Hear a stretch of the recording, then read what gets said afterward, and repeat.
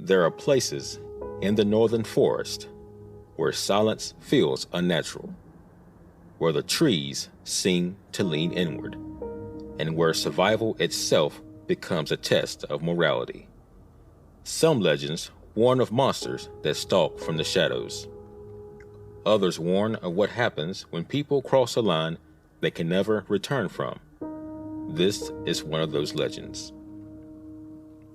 I'm Roswell Jones, and this is the Sightings Report. Tonight's case file takes us deep into the frozen forest of the Great Lakes region and Canada, into a legend that is less about what hunts us and more about what we become when desperation takes hold. This is the case of the Wendigo. The Wendigo originates from Algonquian folklore, particularly among tribes in the northern United States and Canada. Unlike many cryptids, the Wendigo was never simply a creature to fear. It was a warning,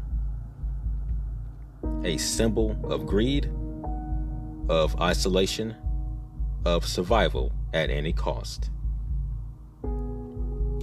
In traditional stories, the Wendigo was once human, a person driven by starvation, selfishness, or desperation who committed cannibalism.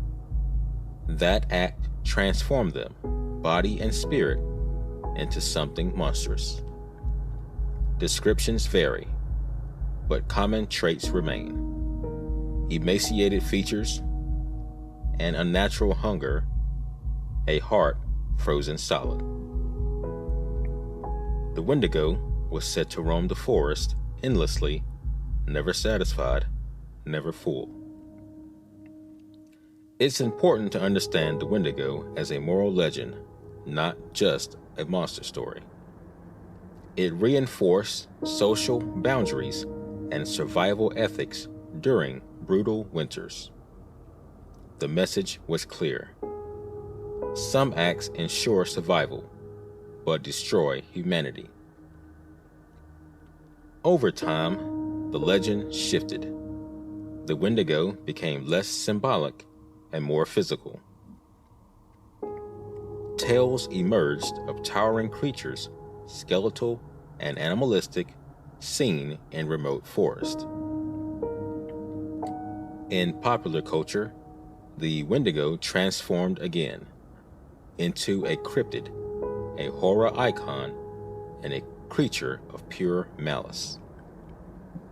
Psychologists have pointed to Wendigo psychosis, a disputed condition involving fear of cannibalism and obsession during starvation.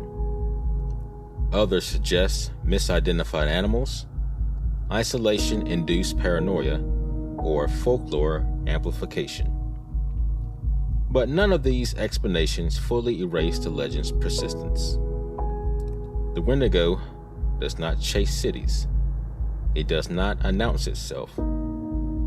It waits in places where survival becomes uncertain, where isolation presses in, where moral lines blur. Whether the Wendigo was ever real may be less important than why the story refuses to disappear. Some legends endure because they remind us of what we fear of becoming. I'm Roswell Jones, and this has been the Sightings Report.